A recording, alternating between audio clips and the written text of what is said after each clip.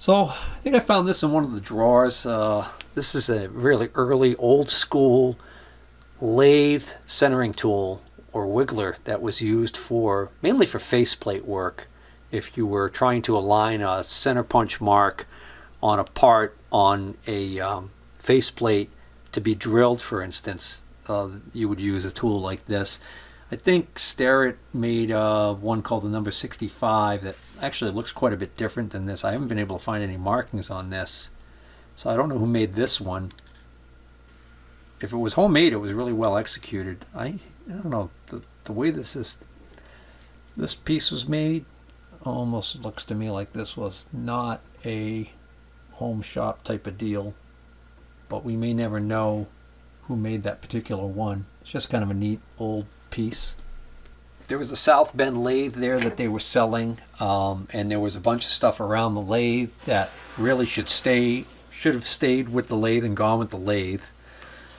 I tried not to take stuff that I thought should stay with the lathe, but it was obvious to me in a short amount of time that other people were grabbing stuff off of there. So these are cheap import tool holders. The reason why I took these is because there was a quick change tool post on the lathe itself, but then there was a second quick change tool post which I ended up grabbing that was still in the box, and these probably went with that. It's a cheap import one. This is a knurling tool. This is just a straight tool. This is a boring bar holder. Just double checking, but yeah, these are all completely unmarked. These are cheap import knockoffs of Aloris. This one actually I think is an Aloris. Beat the heck. Got the genuine Aloris logo right there under all this rust that I just cleaned off, and it's an AX1. So it's AXA size. So that's what all of these are. This little chuck was laying there. It's way too small for that lathe. It's a 3-inch chuck. It's a 4-jaw. I looked at it more closely, and actually it says Dunlap, and it's got a part number on it, 770 something 03 or whatever. But I just looked it up. This is a 4-jaw chuck for apparently a Craftsman 109 lathe, which I have one of those that I'm going to be fixing up to sell, and it's got a 3-jaw on it now, so I'll be able to add this 4-jaw to that lathe package and increase the value of that. And just things sitting in drawers or on the bench loosely. This is an automatic center punch. It says Taiwan. It's a cheapo. Still works though. A couple of general hardware tools. This is a scriber point, and this is a, well, it was a jeweler's screwdriver by the looks of it, maybe. I don't know. Or it could be just another scriber. This is interesting. This is a little holder that looks like it might be off of a screw machine. It's actually got a number right on it. This is from the Brookfield Company of Stoughton, Mass. 1/64 to ½ inch size, model DA10. Well, this is a drill holder for a hardened chucker. And this little sucker right here, several of them have sold on eBay for $35, so I'm glad my eagle eye spotted that and snapped it up, because that had been sitting on the bench for a while and been passed over by quite a few people.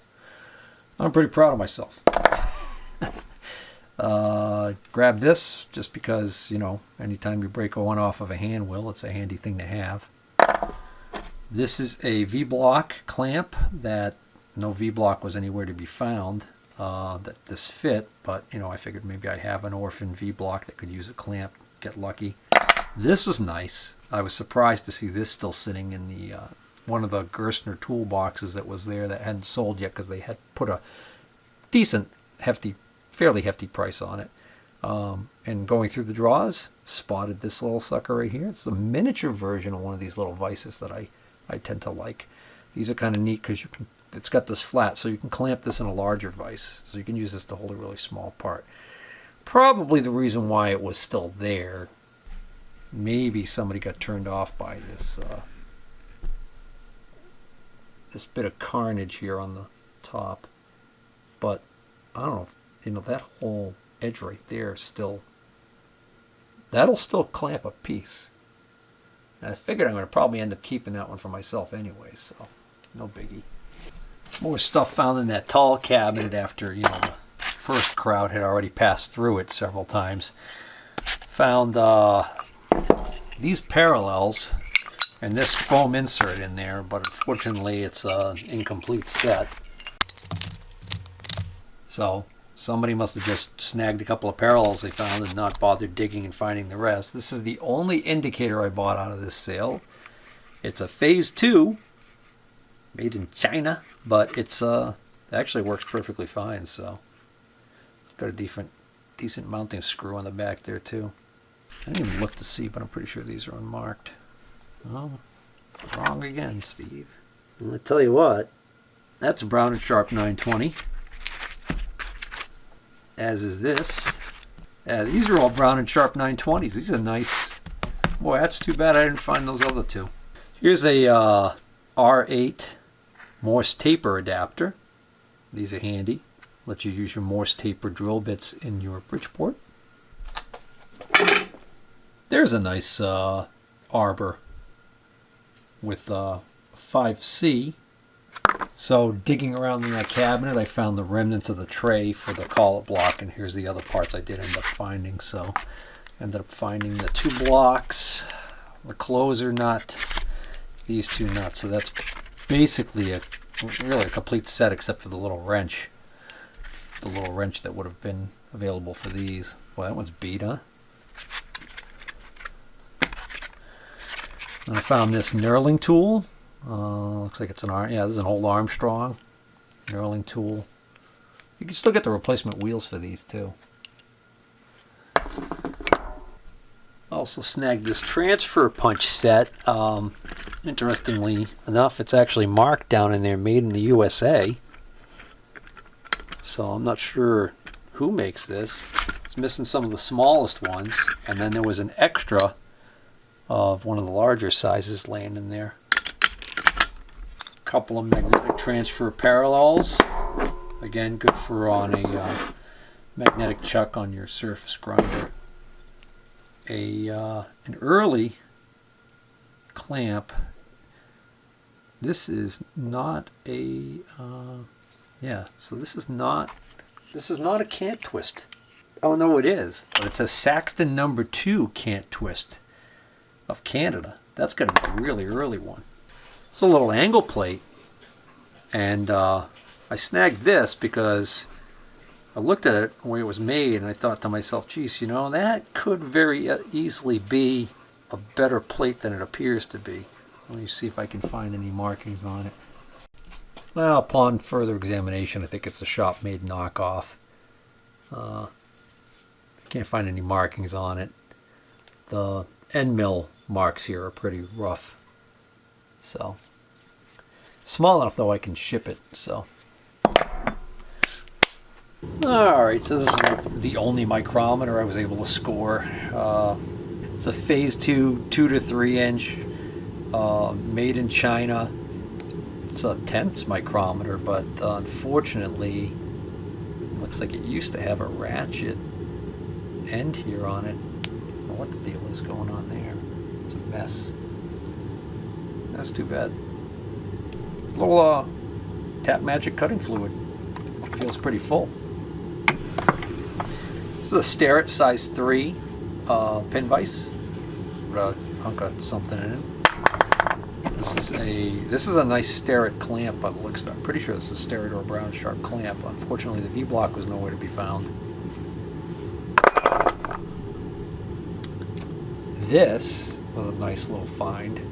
I recognize this almost immediately as a Taft Pierce mini V block.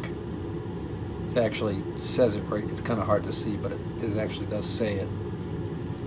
I think I might have one of these that I scored a while back, which would be great because then I'll have a pair. Yep, I was right. So these are style 9128 Taft Pierce V blocks these little suckers right here. I'll let you guys look them up if you're curious, but these are crazy expensive. Suburban Tools still sells these, and I think they sell them under the Suburban Tool name, and then also still under the Taft Pierce name.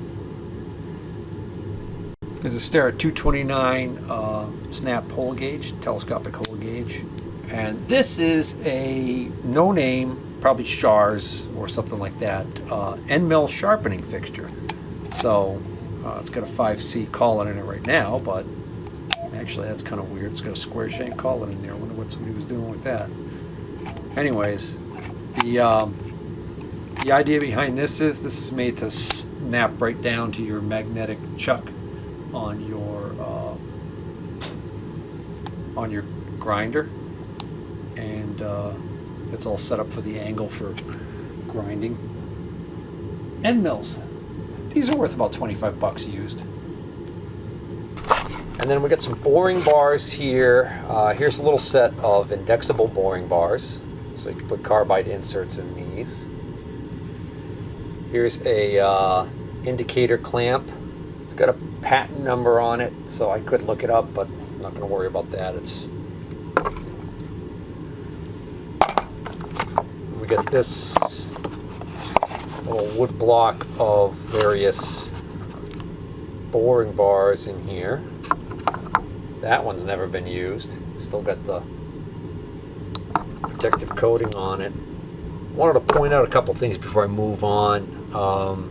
First off, I noticed, looking more closely, the boring bar that's in this AXA sized holder. It's actually a threading bar. So it looks like it's got the profile for cutting internal threads. I don't have a lot of those, so that's good. The other thing I wanted to mention was I was puzzled initially by why you would want to have something with an R8 shank and an arbor this long, and I totally forgot it. Totally slipped my mind that if you have a right angle head for your Bridgeport or milling machine, then you could use this arbor and basically turn your mill into a horizontal milling machine for those rare times when you might have a long slotting operation or something like that you're trying to do. And then the other end of this arbor traditionally would be supported by a special bracket that would hang off of the dovetails off the bottom of your ram on your milling machine. So that would be a perfect use for this.